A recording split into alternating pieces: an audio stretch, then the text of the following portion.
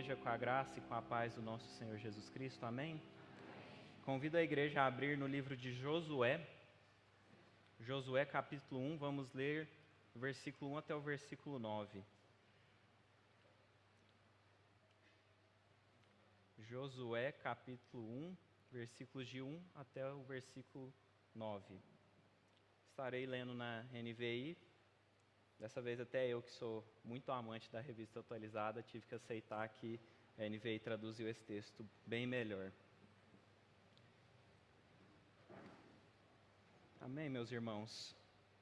A palavra de Deus nos diz o seguinte: depois da morte de Moisés, servo do Senhor, disse o Senhor a Josué, filho de Num, auxiliar de Moisés: meu servo Moisés está morto. Agora, pois, você e todo este povo preparem-se para atravessar o rio Jordão e entrar na terra que eu estou para dar aos israelitas. Como prometi a Moisés, todo lugar onde puserem os pés eu darei a vocês. Seu território se estenderá do deserto do Líbano e do grande rio, o Eufrates, toda a terra dos hititas até o mar grande no oeste. Ninguém conseguirá resistir a vocês todos os dias da sua vida. Assim como estive com Moisés, estarei com você. Nunca o deixarei, nunca o abandonarei. Seja forte e corajoso, porque você conduzirá este povo para herdar a terra que prometi sob juramento aos seus antepassados. Somente seja forte e muito corajoso. Tenha cuidado de obedecer toda a lei que o meu servo Moisés ordenou a você. Não se desvie dela, nem para a direita.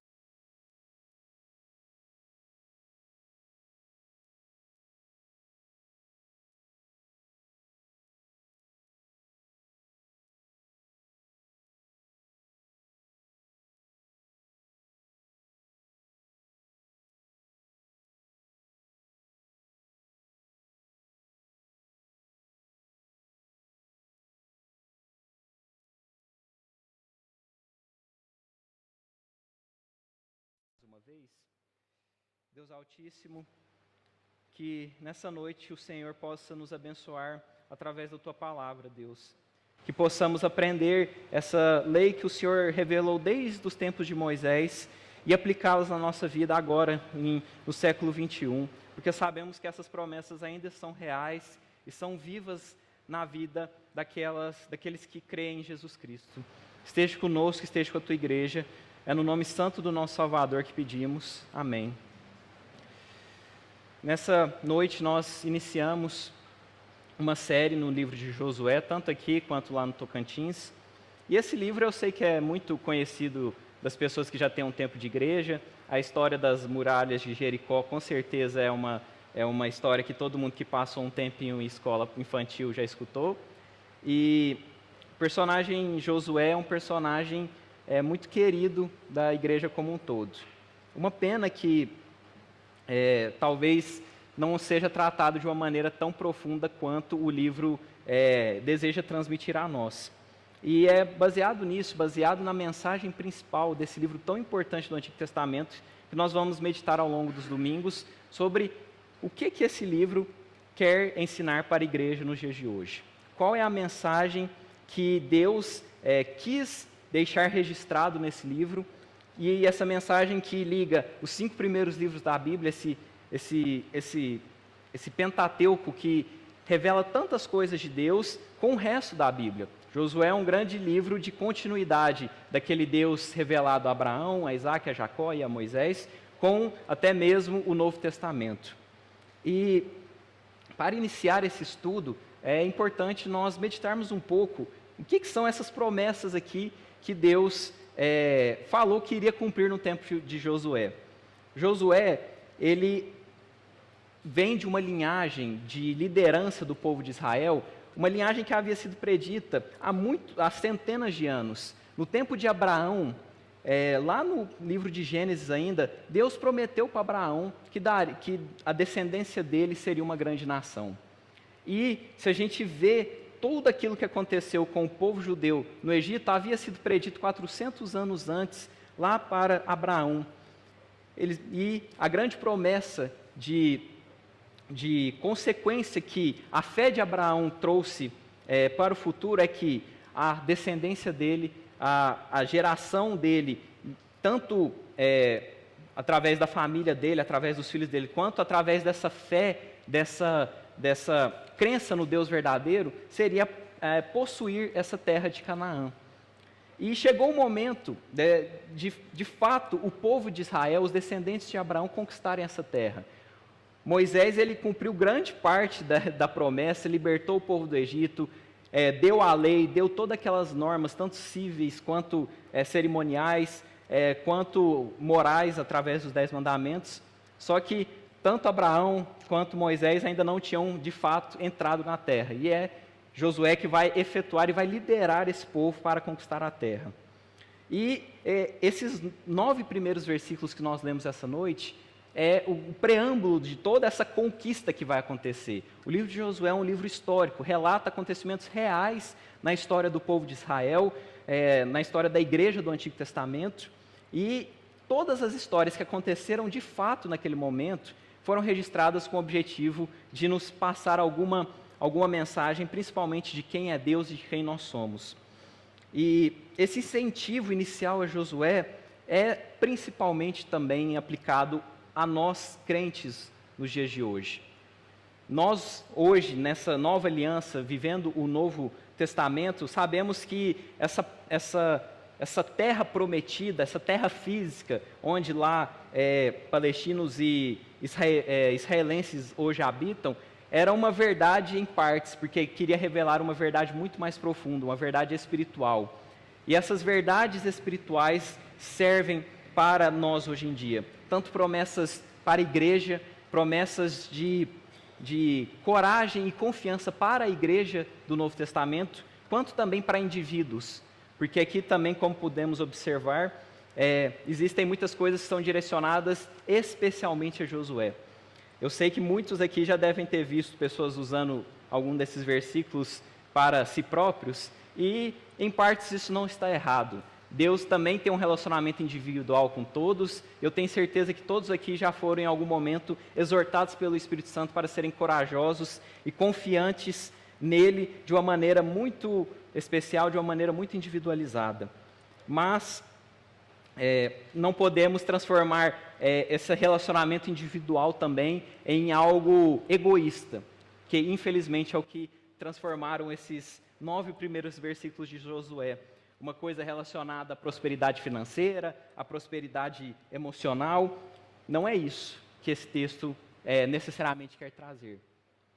Se isso estiver atrelado a uma vida espiritual, ok, mas isso aqui é principalmente e essencialmente uma promessa para que Josué tenha uma comunhão íntima com o próprio Deus, apesar das dificuldades e apesar das lutas. E a partir desses pressupostos, uma mensagem para o povo de Israel naquele momento, que estava pronto para iniciar uma série de guerras para conquistar Canaã, promessas para a igreja do Novo Testamento, que também tem as suas guerras, as suas batalhas espirituais, e uma mensagem para cada indivíduo que vive as suas lutas diárias e os seus problemas diários, pessoais, que nós vamos nos aproximar desse texto essa noite.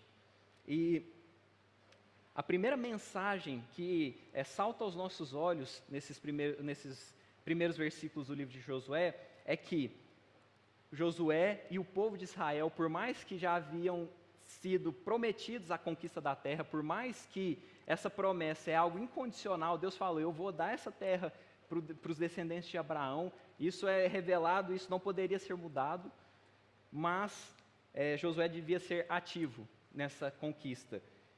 No versículo 1 e 2, o que Deus fala para Josué? Agora, pois, você e todo este povo preparem-se para atravessar o rio Jordão e entrar na terra que eu estou para dar aos israelitas. Isso é um dilema que muitos crentes vivem, tanto crentes que não tiveram contato com essa doutrina que enfatiza tanto a soberania de Deus, até nós presbiterianos de uma certa data, que eu sei que eu sou responsável, e eu sei que Deus é soberano. Como que eu vou conciliar isso? E a resposta mais bíblica que eu posso dar para você essa noite é que essa conciliação não se dá no campo racional, muitas vezes. Não é algo que nós vamos conjecturar com as nossas mentes e vamos escrever um livro para responder.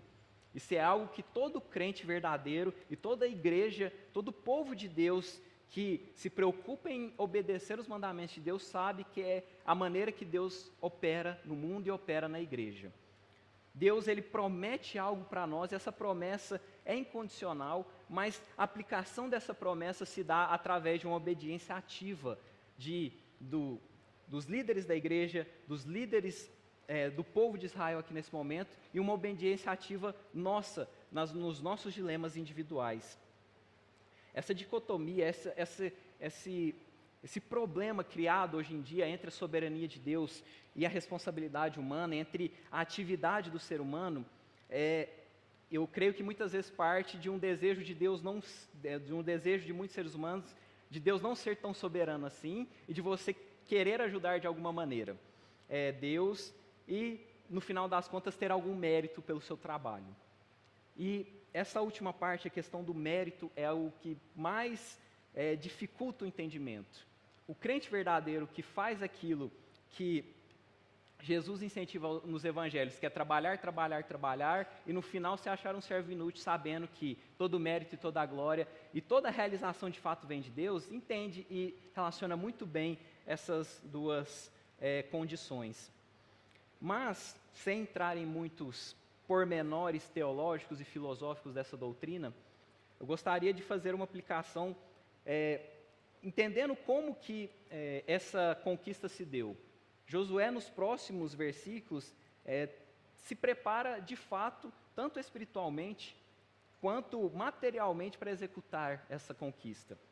E Deus aqui deu o caminho para as questões espirituais, que a gente verá mais para frente, que é principalmente uma questão de fidelidade e obediência à lei, mas também um trabalho ativo em organizar os exércitos, organizar as tropas, organizar o povo, e todas essas questões materiais foram sim organizadas por esse líder.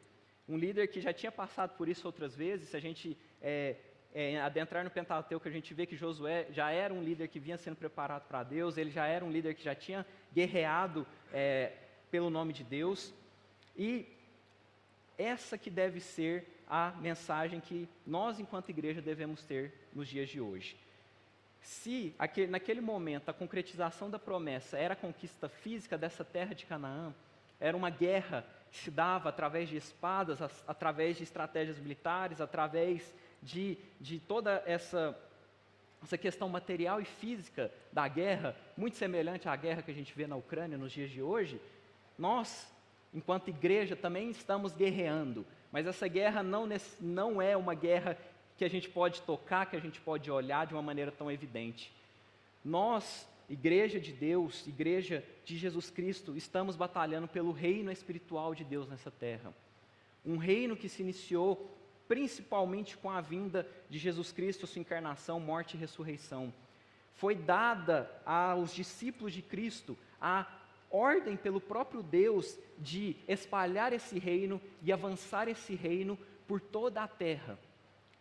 Ou seja, temos aqui uma guerra que agora não mais é restrita a um povo contra outro povo, restrita apenas a uma geografia muito específica no globo, mas agora a gente tem uma guerra que acontece em todos os lugares, em todos os momentos, e não se trava através de armas, de estratégias mundanas, mas se trava através das armas espirituais que Deus nos revelou.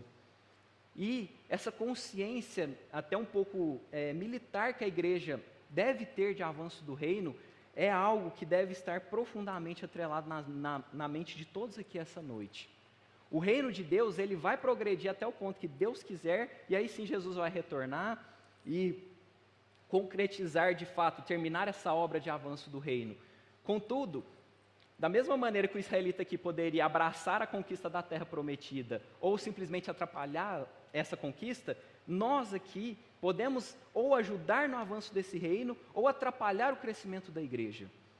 E esse avanço do reino envolve principalmente um desejo ativo de crescimento em números da igreja, isto é, pessoas se convertendo, pessoas entregando sua vida a Cristo, quanto instruindo pessoas no caminho verdadeiro, pessoas que podem até ser crentes, regeneradas, mas que estão em igrejas que são muito antibíblicas às vezes, são igrejas que se afastaram do ensino bíblico. Toda vez que a gente vê um crente vindo para uma igreja saudável, uma pessoa entregando sua vida para Cristo, isso é uma vitória para o reino dos céus. E se nós estamos trabalhando em prol desse reino, nós estamos obedecendo o chamado que Deus fez a Josué, a mesma essência do chamado que Deus fez a Josué. Nós estamos colaborando nessa conquista de toda a criação para o reino de Deus. E contrário a nós, agora não temos mais esses povos que lutaram contra os israelitas, mas temos todas aquelas principados e potestades que Paulo relata nas suas cartas. Existe uma oposição ativa, espiritual, contra o avanço do reino. Satanás incessantemente luta para que pessoas não sejam convertidas, para que pessoas continuem no engano, para que o nome de Jesus Cristo não seja glorificado nessa terra. E por vezes, infelizmente, os crentes são ferramentas do próprio inimigo de Deus para atrapalhar esse avanço, seja por meio de falsos profetas que se camuflam de pessoas crentes e pregam mensagens e pregam ideologias que não são bíblicas, e principalmente, que eu acho que nós, presbiterianos, não temos muito problema em identificar e combater falsos profetas, falsas doutrinas, mas a ênfase dada à soberania de Deus, por vezes, atrapalha o crescimento e o avanço do reino, porque nós somos somos levados pela preguiça e pelo comodismo de falar, Deus vai fazer tudo, então eu não preciso me preocupar tanto assim. Não é isso que Deus exortou o seu povo para fazer no Antigo Testamento, e não é isso que Deus exorta o seu povo a fazer agora na Nova Aliança. Nós devemos ativamente, incessantemente, incansavelmente, lutar pelo avanço do reino, através dos nossos recursos, sejam intelectuais, sejam físicos, sejam de tempo, sejam de disposição, tudo aquilo que pudermos fazer para auxiliar no avanço desse reino, nós devemos fazer, e que nunca usemos o pretexto de soberania de Deus para que a preguiça ou a falta de compromisso impeça de nós trabalharmos como devemos na igreja. E, além disso, meus irmãos, nós temos essa esfera comunitária do avanço do reino, essa esfera externa do avanço do reino. Mas, da mesma maneira que o reino chegou na vinda de Cristo, na sua morte e ressurreição, e agora devemos avançar esse reino externamente, esse reino também avança internamente nos nossos corações. O que nós chamamos de santificação nada mais é do que essa luta que travamos para fora, travada aqui dentro, dentro do nosso ser, dentro das nossas vontades. Se fora existe um trabalho incessante de Satanás impedindo que pessoas sejam convertidas ou que deixa os crentes em um estado deplorável, em igrejas muito ruins, internamente também Satanás faz luta contra o nosso espírito, a nossa natureza renovada, para que nós não nos aproximemos e não nos santifiquemos cada vez mais. E essa dicotomia, esse aparente paradoxo, é o que muitas vezes pessoas chegam e falam, mas se vocês acreditam que ninguém perde a salvação, que Deus predestinou as pessoas salvas e quem não vai ser salvo, para que eu vou orar para a conversão de alguém? Por que eu vou me preocupar com a minha própria salvação? Por que eu tenho que abandonar certos comportamentos? Justamente porque essa guerra que era física, com conotação espiritual no tempo de Josué, que hoje em dia é uma guerra espiritual para o mundo, é uma guerra que deve ser travada todos os dias com nós mesmos, entre o velho homem, a antiga criação, o velho homem que habita dentro de mim, contra a nova criação, o novo homem, aquele homem, aquela criatura que surgiu quando nós nos entregamos a Jesus Cristo. E é aquela briga que o apóstolo Paulo chama de carne contra o espírito. Não que as coisas materiais são ruins e as coisas, abre aspas, espirituais são boas, mas o espiritual é essa nova criação que Deus inaugurou com a ressurreição de Jesus Cristo, esse fazer novo, e que é simbolizado principalmente por amar as coisas certas. Isso é o espírito, isso é aquilo que devemos nutrir, mas contra isso temos um velho homem com os nossos desejos caídos, com a nossa mentalidade mundana, que fica guerreando, e essa luta deverá persistir até o dia que Jesus Cristo voltar, ou que nosso corpo físico venha a morrer. E nós somos chamados para essa mesma disposição e para essa mesma proatividade para a nossa santificação. A eleição, a certeza da salvação nunca deve ser pretexto de preguiça para que oremos, para que jejuemos, para que meditemos na palavra, para que tenhamos comunhão com a igreja, para que participemos dos sacramentos. Nunca a doutrina da predestinação teve a intenção de fazer crentes preguiçosos e crentes carnais e crentes mundanos, que no final das contas não são crentes, são pessoas que chegarão no grande dia do Senhor e vão falar aquilo que nosso Senhor Jesus Cristo falou no Sermão do Monte: porventura eu não profetizei no teu nome, eu não expulsei demônios no teu nome. Jesus Cristo irá dizer para essas pessoas que não tiveram atividade, não tiveram desejo e amor em se santificar, que Ele nunca os conheceu. Ele nunca fez parte do povo de Deus no final das contas. Então, meus irmãos, que essa ordem dada por Deus a Josué de se preparar o povo enquanto líder, sirva para nós de maneira muito prática no nosso trabalho na igreja e para a nossa santificação pessoal. O segundo ponto que Deus deseja relembrar a Josué antes de iniciar essas preparações e essas conquistas é a extensão do território que Ele dará a esse povo e dará através da promessa. Essa extensão aqui tem um desejo muito grande de afirmar a qualidade das coisas que Deus faz por nós. Que no final das contas, Deus sabe o que é bom, é Ele que vai determinar o que realmente é agradável a nós, e não nós mesmos, através da nossa racionalidade, que determinamos o que é bom para nós ou o que não é bom para nós. E quando Deus relembra para Josué a extensão dessa terra que Ele dará, Ele está querendo reafirmar, na verdade Ele está querendo contradizer a ideia do povo que aconteceu repetidas vezes ao longo do Êxodo. Quem aqui já leu o livro de Êxodo sabe quantas e quantas vezes o povo falou: Deus tirou a gente do Egito para a gente morrer no deserto, eu quero voltar para o Egito. E acontecia de novo, e o povo falou e fez isso todas as vezes que ele poderia fazer essa pirraça contra Deus, ele fazia, ele desejava voltar para o Egito. E quando Deus descreve isso para nós, aqui nesses versículos, a grandeza dessa terra, com certeza Josué também se lembrou não só da extensão, mas da qualidade dessa terra. Josué foi um dos espiões enviados para a terra para analisar, como essa conquista seria dada. A espionagem é uma estratagema militar e o povo de Israel estava utilizando esse estratagema, e somente 2 israelitas, entre eles Josué, afirmaram que a terra era muito boa e que era para o povo continuar firme. Eu tenho certeza que quando Deus descreve a terra aqui, Ele se lembrou de tudo aquilo de bom que Ele tinha visto e tinha por objetivo de falar: não deseje sair dessa terra e voltar para o Egito. Que isso não aconteça mais no meio do povo de Israel. E essa aplicação espiritual para nós, nos dias de hoje, eu acho que é muito clara e muito direta. Que, primeiro que para o âmbito da igreja, para o âmbito do povo de Deus enquanto comunidade, nós não devemos inventar aquilo que é bom.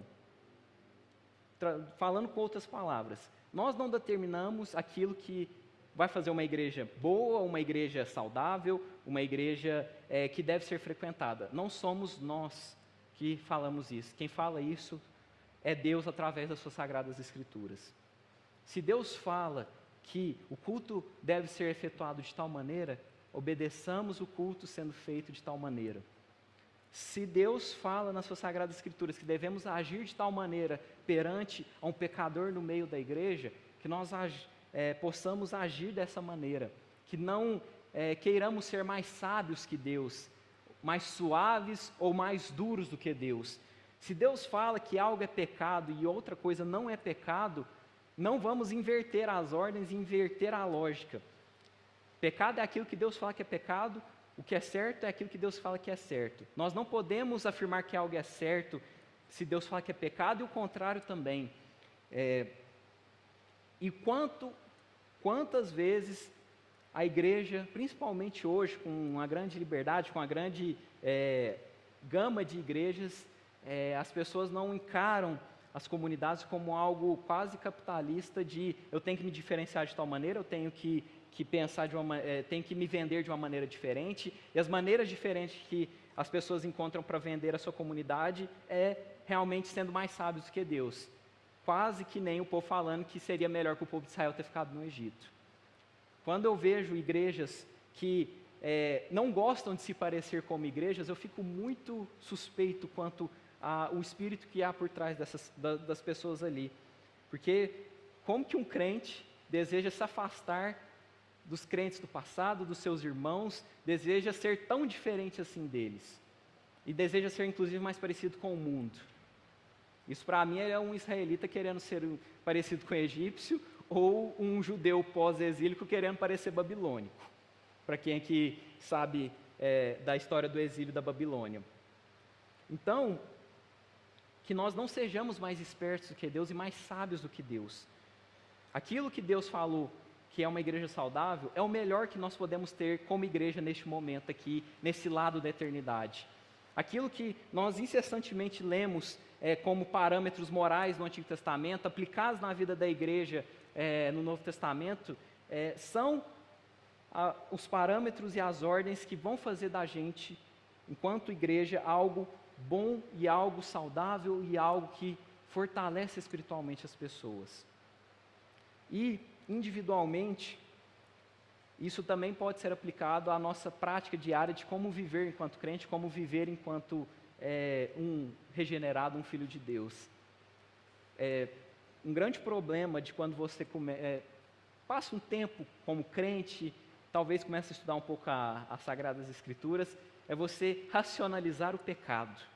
E isso é algo tão sutil que podemos fazer, é algo tão natural que às vezes o nosso coraçãozinho pecaminoso coloca.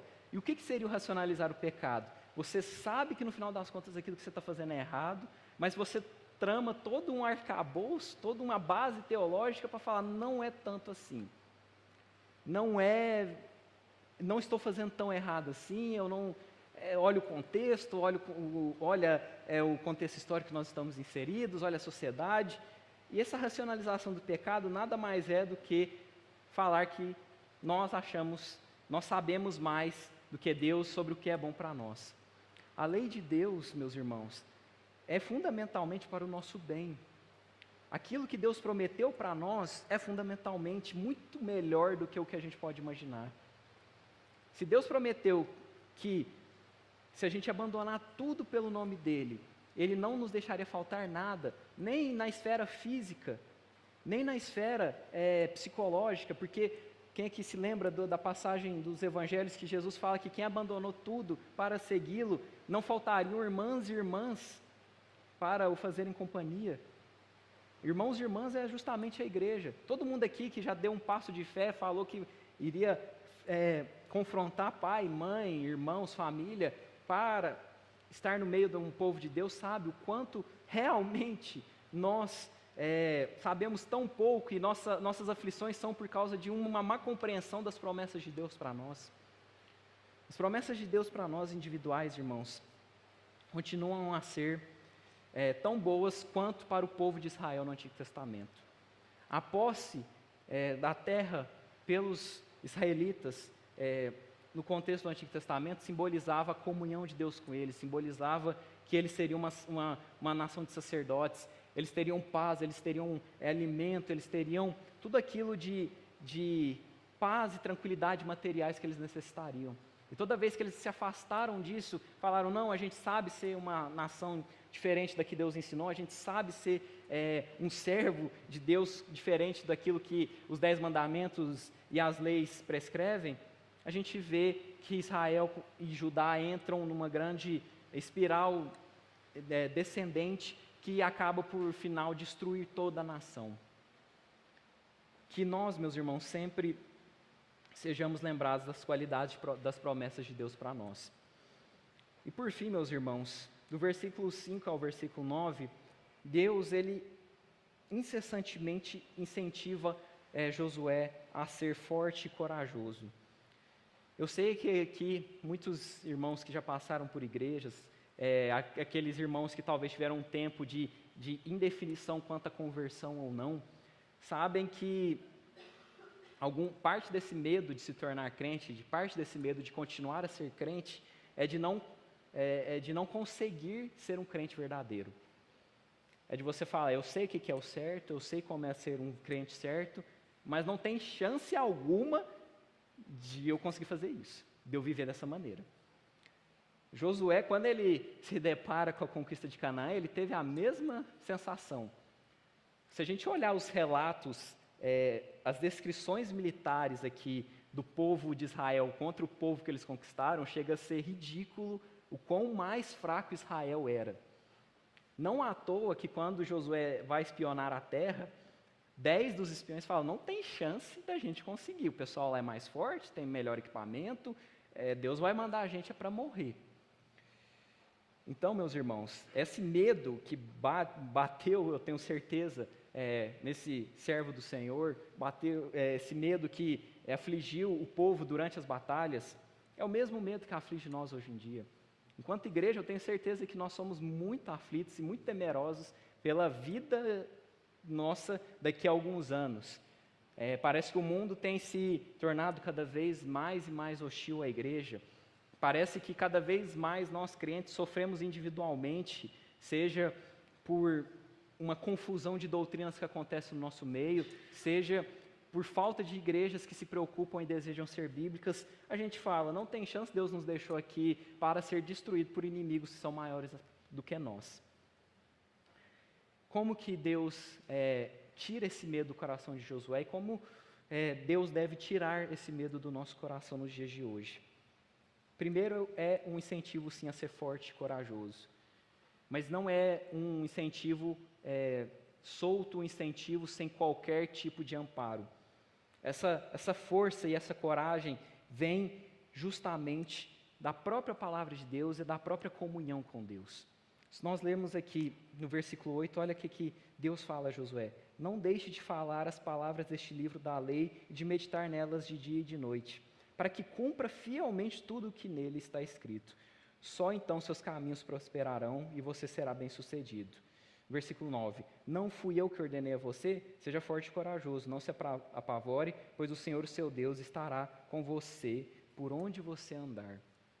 Independente do mundo lá fora, independente das igrejas que parecem estar abandonando o Evangelho, apesar da nossa pecaminosidade interna ser infinitamente maior do que a nossa força de vontade para parar de ser pecador por nós mesmos, nós temos essa mensagem de que o Senhor, o seu Deus, está conosco por onde a gente andar.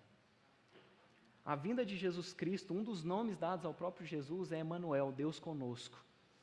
Tudo aquilo que nós necessitarmos para o cumprimento das nossas tarefas na igreja, para o amor às promessas de Deus, para o amor à lei de Deus, tudo isso vem através da própria comunhão com Deus. É um ciclo virtuoso, onde quanto mais nós procuramos a Deus, mais Deus deseja se revelar a nós e mais se revela a nós.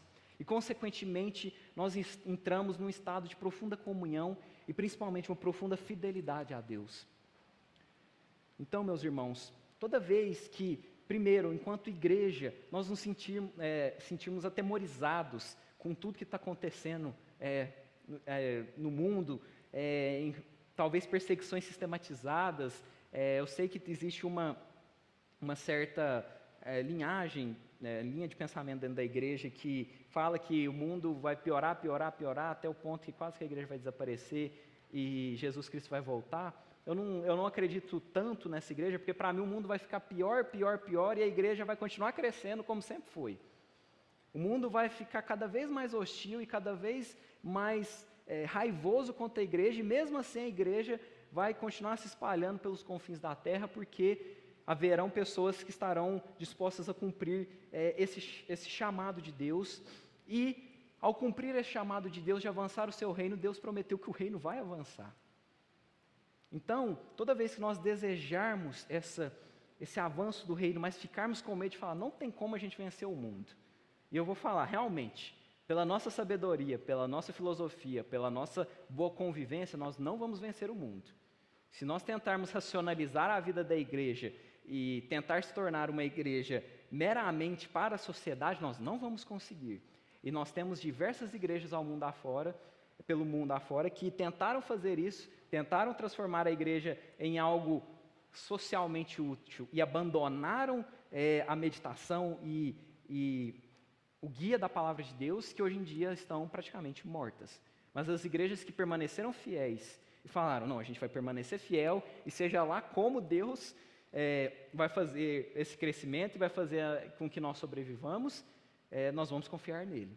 Essas igrejas ainda estão vivas e eu tenho certeza que nós, enquanto Igreja Presbiteriana do Brasil, Igreja Presbiteriana Ebenezer, volta e meia passamos por esses dilemas. Vemos uma sociedade que é hostil e nós nos vemos nessa encruzilhada. Será que vamos usar estratagemas humanos? Será que vamos usar de toda uma politicagem humana, de toda uma filosofia humana para crescer, para expandir? Ou nós vamos ser fiéis à palavra, com serviço e com disposição para trabalhar, e aí sim que Deus vai fazer crescer? Nós devemos ter coragem de que, mesmo negando toda a racionalidade do mundo, toda a filosofia do mundo, indo contra a corrente no sentido de falar, vocês não têm condição de crescer sendo tão quadrados e tão fundamentalistas, entre aspas, e tão todos os nomes que vocês podem imaginar que o crente é chamado hoje em dia, eu tenho certeza que a gente vai crescer, o reino vai se expandir, se nós permanecermos fiéis à palavra de Deus. E para nós, individualmente, meus irmãos, essa fidelidade individual, essa fidelidade em locais que não necessariamente são atrelados à vida da igreja, atrelados a culto, atrelados a louvores, no nosso trabalho, na nossa família, em tudo mais, toda vez que nós decidirmos não sermos tão espertos quanto o mundo, não colocar nossa sabedoria naquilo que o mundo ensina como aquilo que é bom, aquilo que é agradável, e eu poderia citar aqui uma lista durante uns 15 minutos de coisas que nos são ensinadas pelo mundo, que vão contra aquele modo de vida que a Bíblia ensina para nós, sem precisar citar exemplos tão claros como da sexualidade, como da bebida, porque isso, claro, está certo no sentido de nós obedecermos aquilo que Deus fala de sexualidade monogâmica, dentro do casamento, uma moderação com o álcool, mas isso eu creio que todo crente verdadeiro tem atrelado muito profundamente no coração e no espírito. Agora, coisas mais sutis talvez sejam que mais sejam perigosas para nós e que mais testem a nossa fidelidade. Coisas como o quarto mandamento, tão difícil e tão polêmico de ser debatido, que quando trabalhar 6 dias e cessar o trabalho no 7º, o meditar, o se preocupar com isso já demonstra muito uma preocupação com a lei de Deus. O saber lidar com os descrentes de uma maneira sábia, isto é, sem ser um fariseu, mas sem também se vender ao mundo. Isso necessita de muita sabedoria e necessita de uma iluminação através da palavra de Deus muito singular, porque quem não se preocupa com essa fidelidade, quem fala, eu vou conseguir, eu dou um jeito, tudo mais, ele vai cair em algum extremo ou outro, seja se vender para o mundo, seja se tornar um profundo fariseu e simplesmente tomar o cedro da justiça da mão de Deus e falar, deixa eu executar essa justiça agora. Meus irmãos, tem muitas coisas que eu daqui do púlpito, o pastor, não vai conseguir falar que é certo ou errado. Aquilo que a gente tem claro que é certo e errado, a gente fala. Mas tem coisas que são muito mais sutis, que Deus está convidando todos vocês, está me convidando essa noite a fazer as palavras do versículo 8 como uma ordem para nós hoje em dia, que é, não deixe falar as palavras deste livro, da lei, de meditar nelas dia e de noite. Tem muitas respostas que só conseguiremos ao meditarmos nesse livro, nessa palavra de Deus dia e de noite, e a fidelidade de Deus é provada e é aprovada pelo próprio Deus quando nós executamos essa meditação e nos preocupamos com essa palavra.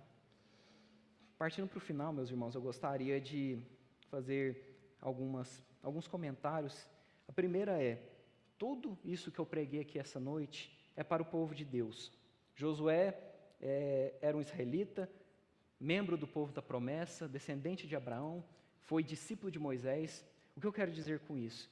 Só podemos ter essa paz, essa tranquilidade, essa certeza que Deus está conosco se nós somos crentes verdadeiros. Não adianta nada não se preocupar com a igreja, não se preocupar com a lei de Deus e pegar esse versículo como se fosse para nós, como se fosse algo para acalentar o nosso coração. Para que nós realmente tenhamos todas essas bênçãos nas nossas vidas, devemos entregar nossa vida a Jesus Cristo. Jesus Cristo, este que tem inclusive o mesmo nome que Josué. Josué significava Yahvé salva. E nas línguas bíblicas, Jesus seria uma tradução de justamente esse significado. O Senhor Deus, Yahvé, esse nome da aliança que salva. E Ele salva da condenação, Ele salva da preguiça, Ele salva de todas as doutrinas que venham a nos atrapalhar e a nos desviar do caminho correto. Josué é o que a gente chama de um tipo de Cristo, algo que apontava para Cristo. Porque se Josué liderou o povo de Israel na conquista, Jesus lidera o seu reino hoje em dia. Jesus é o cabeça da igreja, o único cabeça da igreja que pode existir, e é nele que devemos confiar, e é nele que devemos nos amparar continuamente para que tenhamos uma vida cristã rica, e não rica de uma maneira mundana, de uma maneira carnal, mas rica de uma maneira espiritual, que se resume para mim de uma maneira muito perfeita nas palavras do apóstolo Paulo, que é a paz que transcende todo o entendimento. Uma paz que o mundo não entende, mas que nós crentes entendemos o que é. Isso é aquilo que, se nós confiarmos que Jesus está conosco, se nós confiarmos na sua liderança, que se nós abandonarmos esse velho homem, é o que teremos. Uma paz que supera qualquer ideologia, qualquer filosofia, e que nos faz experimentar continuamente essa graça, esse presente que nós nunca imaginaríamos para as nossas vidas. Que possamos sempre, meus irmãos, trabalhar neste reino, confiar no nosso Rei e ser um servo fiel, como Deus conclamou Josué a ser e como Deus conclama a todos nós nos dias de hoje sermos servos fiéis, servos aptos a trabalhar, que seguem a liderança e o senhorio de Jesus Cristo. Amém? Vamos orar mais uma vez, então escutar um louvor. Deus Altíssimo, agradecemos, Senhor, porque o Senhor veio em carne para liderar o seu povo de uma maneira tão especial, tão singular. O Senhor está aqui presente entre nós através do Teu Santo Espírito essa noite. O Seu Espírito Santo nos é o nosso consolador, nos ajudando através das dificuldades das nossas vidas, nos tirando o medo, nos tirando a preguiça, nos tirando tudo aquilo que atrapalha o nosso serviço no reino e atrapalha a nossa comunhão com o Senhor. Deus, que venha o Teu reino de maneira plena, que, Senhor, possamos ser agentes ativos na vinda desse reino, e que possamos, Senhor, quando o Senhor voltar em resplendor e glória, sermos guiados e estar sobre o Seu governo eternamente agora, podendo abraçá-lo, estar com comunhão íntima contigo até pelas eternidades das eternidades, Senhor. Isso é o que nós mais desejamos, essa comunhão íntima com o nosso Salvador, e nos dê força para ser fiéis, Deus. Somente através do Teu Santo Espírito podemos ser fiéis. Sem Ti, Senhor, não nada somos e nada poderemos ser, estamos condenados. Mas através de Ti temos a vida eterna, Deus. Que possamos ser relembrados sempre dessas verdades através do Seu Santo Espírito que habita em nós, Deus.